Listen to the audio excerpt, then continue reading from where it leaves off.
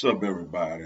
It's your boy, Mr. Dugas, coming at y'all with another episode of Dropping Downs with Mr. Dugas. And tonight, I'm going to just talk about tonight's just awful loss as the LSU Tigers lose at home to the Auburn Tigers, 24-19. This is Auburn's first time beating LSU at LSU since 1999. Before I get into this video, for everyone, if you want to give me a follow on my social media platforms, Facebook, Instagram, and Twitter, I'm going to have all that information down in the description box. May not always get a chance to respond to questions and comments on these videos, so feel free to DM me. And whenever I get a chance to, I'll get back at you. Come holler at your boy. Also, if you a Madden 22 player on Xbox One, I'm going to have my Xbox One gamer tag down in the description box also. Y'all gonna hear beeping noise throughout the video, so y'all please disregard that. This is an absolute heartbreaking and just frustrating loss, yo. It's one of those losses that really make you evaluate what's really going on with the team and the direction of the team. LSU had a 13-0 lead in this game. 13-0 lead. And this team basically, and this coaching staff, found ways to give this game away. First, before I rain on LSU, let me do what I gotta do. Congratulations to Auburn and they fans. They showed a lot of guts tonight. They fought hard. They got it done. Yo, they did something nobody ain't done in this stadium in a long time. Even LSU teams that wasn't as good still beat Auburn at home. Even when Auburn was really good, LSU still beat Auburn at home.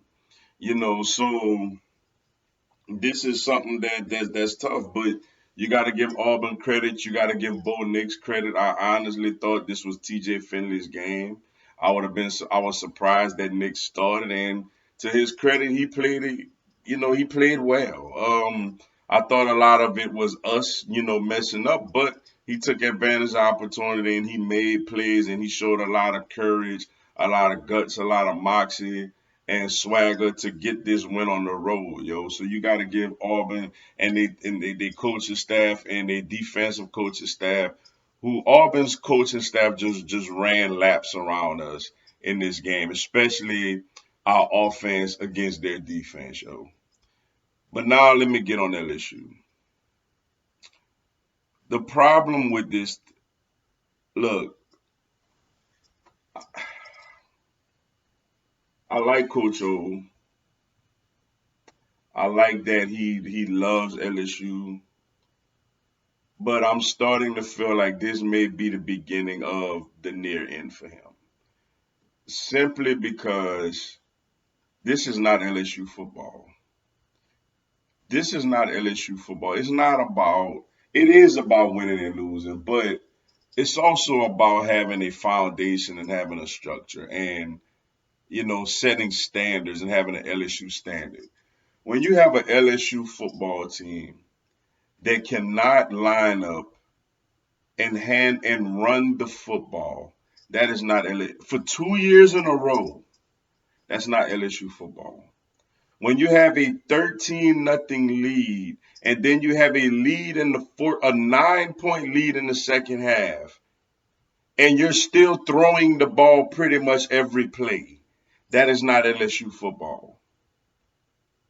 When you're kicking 4 field goals, when you score a touchdown on your first drive, and then you're kicking 4 field goals when you have one of the best receivers in the country, you have some really good freshman wide receivers, a decent quarterback, and you're at home in prime time, you got to kick 4 field goals. That's not LSU football.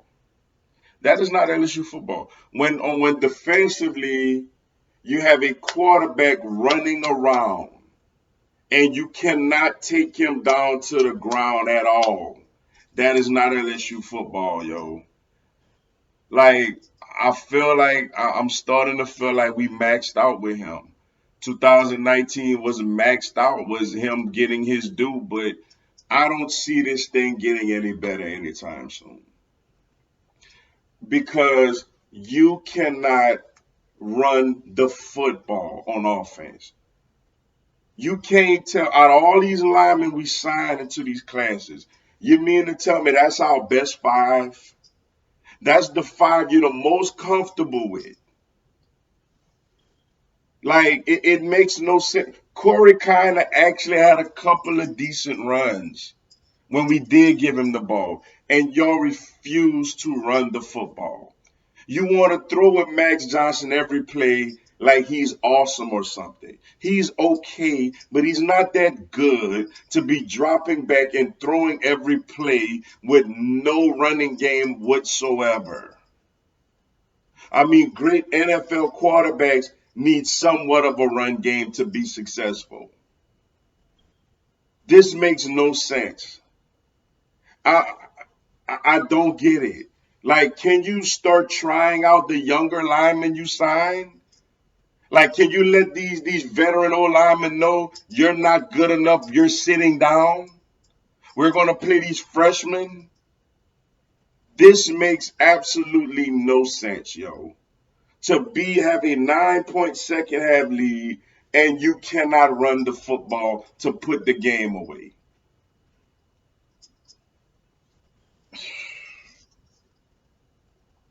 Look, man,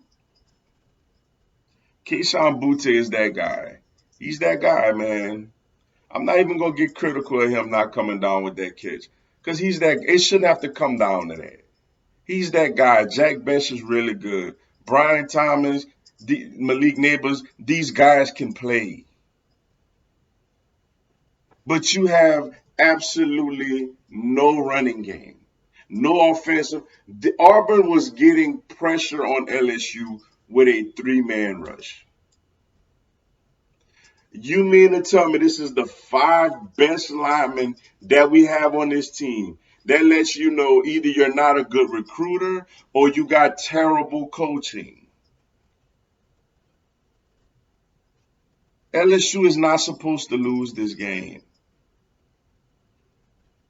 LSU is not supposed to lose this game with a double digit lead at home, yo. This is just not supposed to happen. I'm just, it's so much, man. And then defensively, it's like, you can't get this guy to the ground, yo. You can't get him to the ground.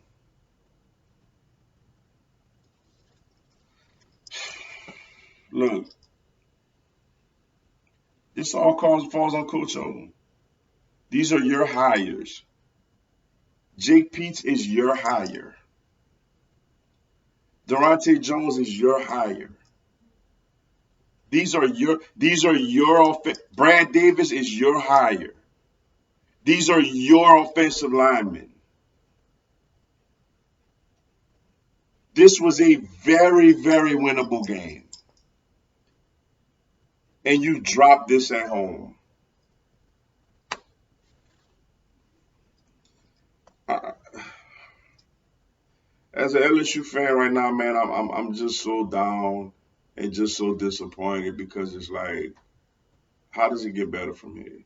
Yeah, only way I see it getting better, you bring in a brand new coaching staff. I don't trust Jake Peets as a big time college or SEC offensive coordinator. Though Durante Jones did all right the last couple of weeks, I don't trust him. Like these, I don't even know if I trust Coach O's evaluation of hiring coaches and offensive line talent. How can you have an offensive line that bad? How can you have no faith at all in running the football even when you're ahead in the second half, in the fourth quarter? This is just absolutely pathetic. This is embarrassing. And Coach O gonna get a lot of heat, and it's deservingly so.